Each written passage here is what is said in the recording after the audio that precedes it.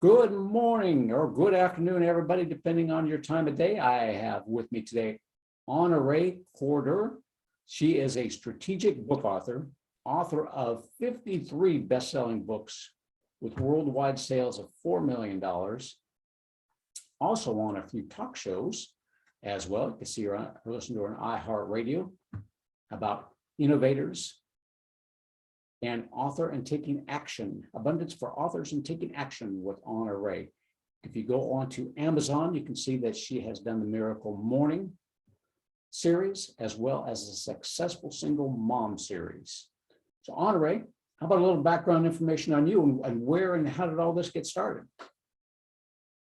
Oh gosh, thank you for having me. I appreciate being here with you today. I started as an entrepreneur in my 20s. I had a successful business with Shackley Corporation. And then out of that, I got a business coach. And then I became a business coach. And then I became a speaker.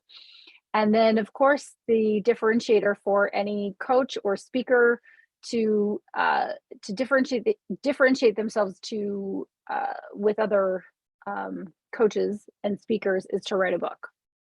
And so I was given the advice to write a book by Mark Victor Hansen, who everyone would know is the co-creator of the Chicken Soup series. And I wrote a book and I was hooked and got the fever and just have continued to write books. And now what I mostly do is help people to write books and become authors.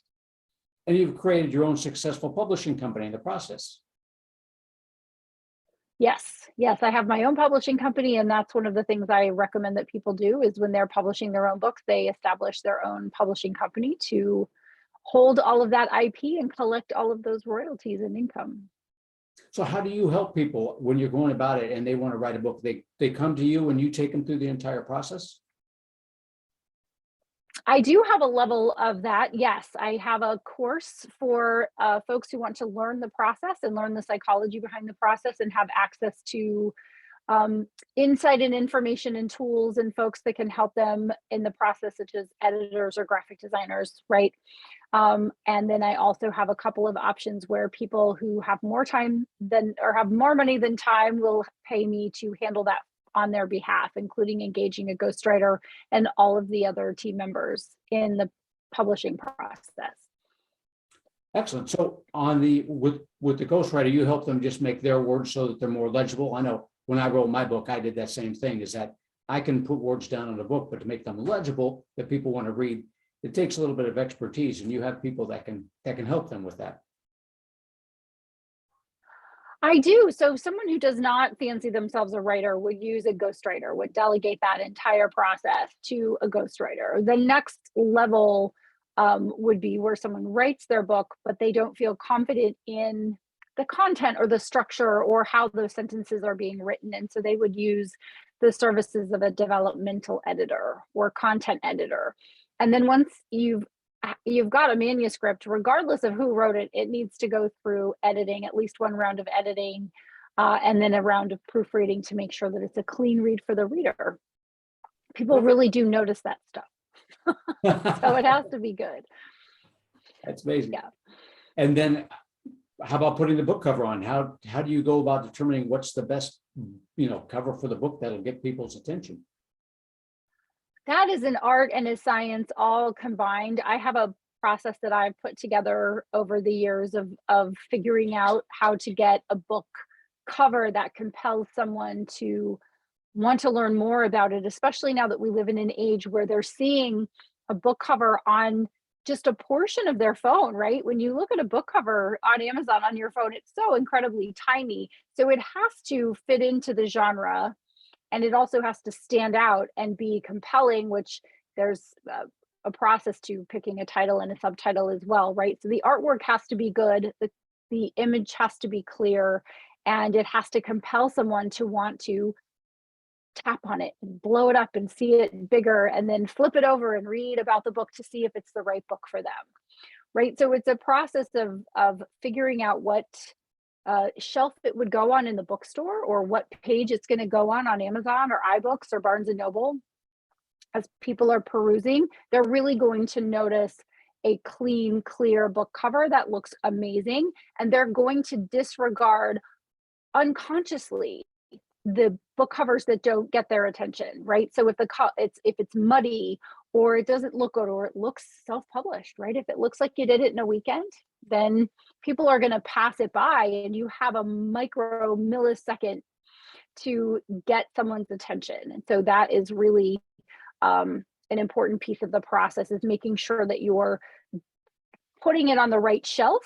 And when you put it on the right shelf, that it looks good next to the books on either side of you. It looks like it fits in there and actually stands out, right? So that it compels someone to pick it up and say, this is not only a book I need to read, but this is the next book I need to start reading. In fact, I might stop reading the books that I've been reading and start reading this one because it looks amazing. Excellent. Yeah, but you've done that with yours. I was just looking through them. They just pop right out. It's just, I'm not a single mom, or, even a successful single mom, of course, but I just look at that and it's like, wow. I mean, I'm looking at those book covers saying, that looks interesting. I might just, pick that one up and thumb through that myself, even though I'm not a single mom. So you do that all yourself, or do you have people that help you, or how did you figure all that part out? Well, I'm not a graphic designer, although with lots of books under my belt, I certainly have an eye for what works, right? And so when I'm looking at other books in a genre, I'm providing direction to my designer. I'm saying these are the books that are in this genre, and the book cover needs to fit in here. And so we're looking at colors, we're looking at font, those sorts of things.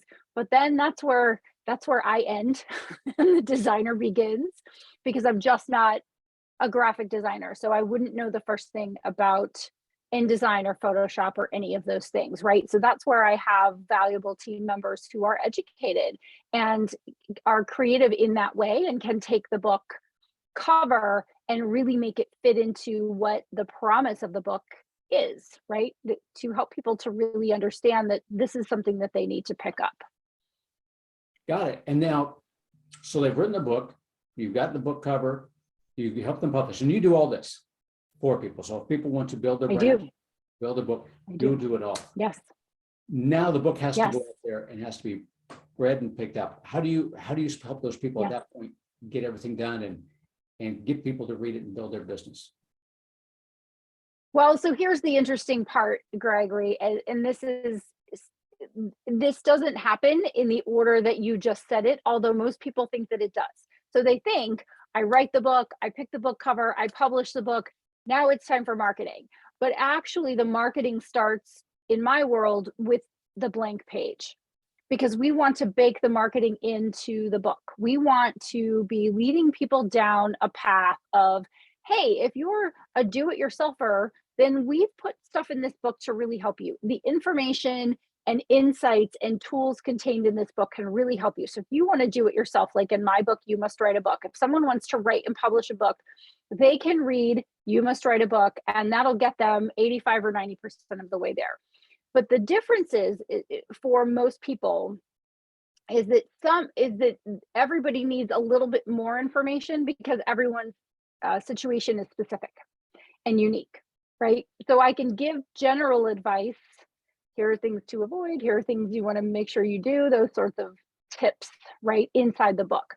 But when I'm talking to you, I would say, what is your business? How do people find you? What are success stories that you have helped people to achieve? What is pain you have helped them avoid by working with you? And those nuggets would go into the manuscript. So when you're putting together your book, you have to think, well, you don't have to do anything, but my recommendation is that you think 10 years down the road, right? And bigger picture. Like, where does the book fit into your business? And how do you attract people to your business with the contents of your book? How do you say, here's how I find a client, and then how do I help that client? What am I helping them to do? Am I helping them to avoid pain or gain pleasure, or both? And then how do I communicate that in a way that isn't salesy or obnoxious or repetitive or annoying, right? So that they want to reach out and say, I have questions. What other levels of services do you offer? Right? Right. And this is true for any professional, whether you are a dog groomer or a real estate agent or broker or you're a coach or a speaker, you're serving people, and your book is meant to serve people and to let them know that you have other ways to serve them that make them want to reach out to you and say, yeah, I want to learn more about that. I want to learn more about the course that you offer, or the consulting, or the coaching, or the speaking. Because by the time someone's read all the way through your book, if they do, they probably like you. I don't think I read all the way through a book where I'm thinking, I just really don't like this author. Right? That's This true. is terrible. I hate this. Right? So if someone picks up your book, so if you've done the cover well, you've done the title and the subtitle well, and you've done the book description, and they pick it up and they start to read it, if they've heard you on a podcast, or they've seen you on stage, or you've worked with them or not, right? So this could be someone handing them a book.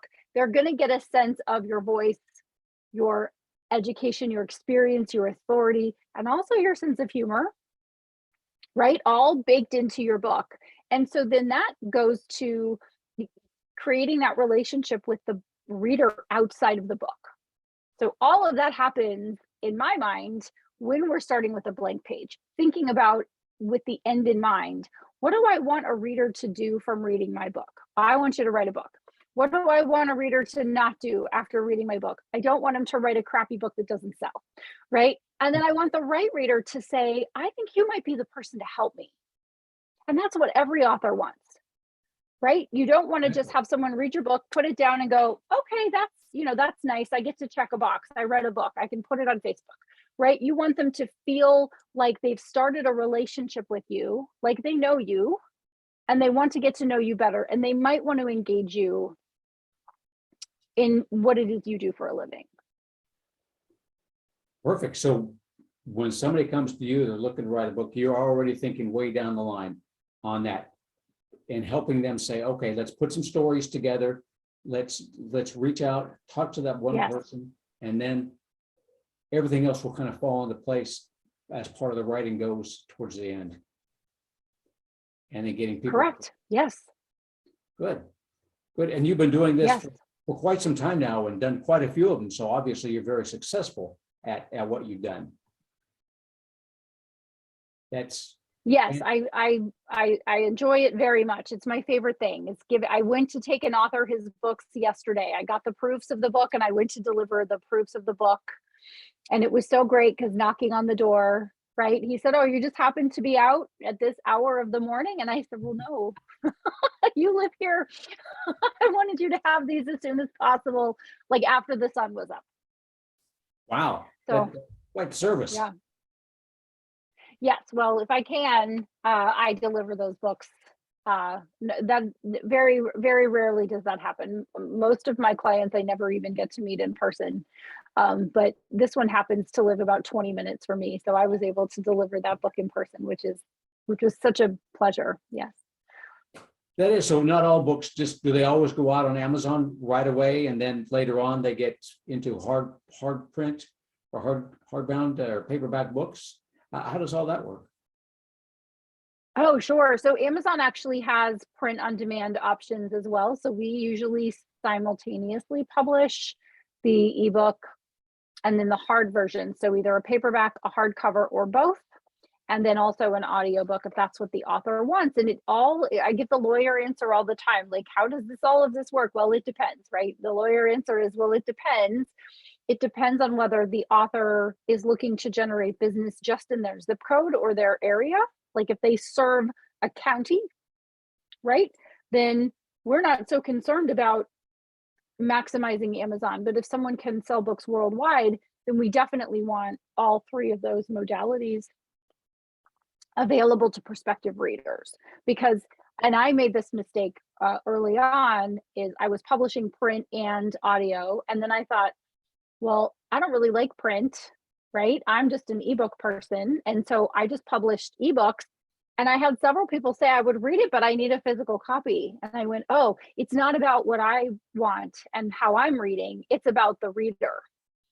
So of course I needed to make that mistake so I could pass it on and help other people not to make it, right? But then audiobooks are a fast growing segment of publishing. And so if you can have the audiobook, and if you can't have it right away, then just do the ebook and the paperback version. Those are the fastest and least expensive options to do.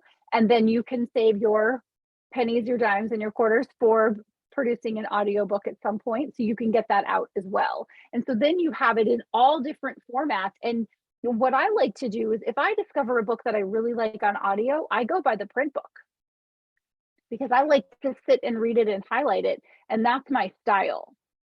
And if I get a book that I like in print and I read it with a highlighter, then I want to listen to it to reinforce the message. And so I'm a dual modality person when it comes to reading. And so I think if there's one, if I'm one person, I represent that, then there have to be many, right? There must be many, there might be many readers that do that same exact thing, right? So you have to think about how does your reader ingest their knowledge and give them a book in the format that would work best for them.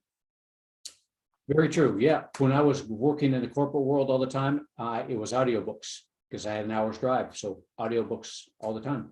Yep. To work. Yep.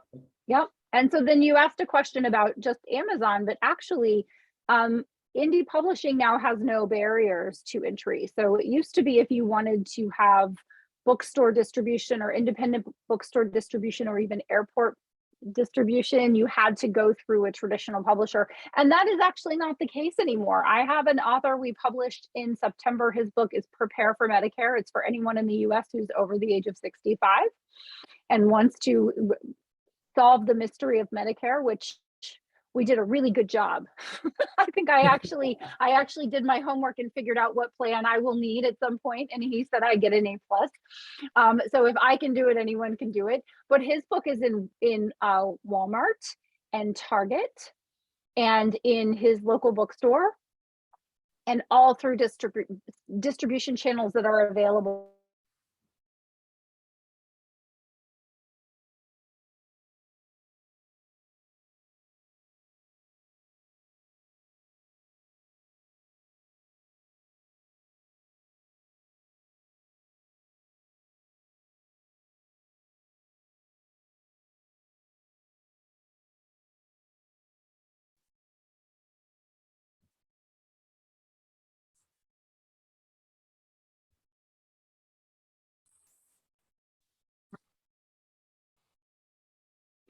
Sorry about that. A little bit of It happens to me too. So I knew it was happening. It's all good. So different distribution channels out there. So you can get your book out. You don't have to go through a traditional publisher like the standard Correct. Random House or whoever we used to use on that. There's many different ways that you Right. can do it. Yes, that's correct. Well, good. That is good to know. So you don't have to have like a book signing where somebody has to, you have to go out there and get a publisher and that has to have a manuscript in their hand or what you see like we used to see in the old days. That's right. Well, traditional publishing still exists, and they're doing a great job of setting the standard for those of us that are indie publishers and want to make sure that we have our books right alongside theirs in those bookstores and on those bookseller retail sites. And then people will buy them. And then as indie authors, we make more than if you go through a traditional publishing house, unless you're a big time author and you sell lots and lots and lots of books, right? You have to sell probably, 30 to 50 books through traditional publishing for the same as every one book in some instances in terms of income. So anything is possible now with independent publishing.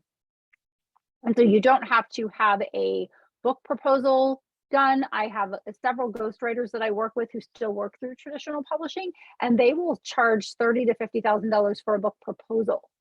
Wow. And then on top of that, the ghostwriting fee. Oh yes, it's quite significant. And so you have to really do well in order to do well in traditional publishing. So it's very open to indie authors and aspiring authors. My caution and my advice is to just do it as professionally as you possibly can. Take the time to invest the money that needs to be made to create a quality product, which is what those traditional publishers are doing, is they have those folks on staff that you need to publish a book professionally. So you have to take the time it takes and invest the money that it takes in order to do it well. But if you do, then that big 10-year long picture I was talking about, you can have a book that's still making money for you and generating new business for you a decade from now. And that means that anything that you spent on the book, frankly, is a rounding error, right? It's just like, oh gosh, it was inconsequential compared to what I have brought in to my business over time. Very good point. I love that. Honorée, how do people get a hold of you if they want to learn more? You can go to my website, honoreecorder.com. And on that front page, there is on that landing page of my website, that first page is a free copy of my book, You Must Write a Book. So you can get that in digital format and see if it makes you want to write your book and get it out into the world. I hope it does. Perfect. Honorée, I really appreciate your time today. Fascinating, absolutely fascinating what you've done. Thank you very kindly. Thank you so much, Gregory. Great to be here.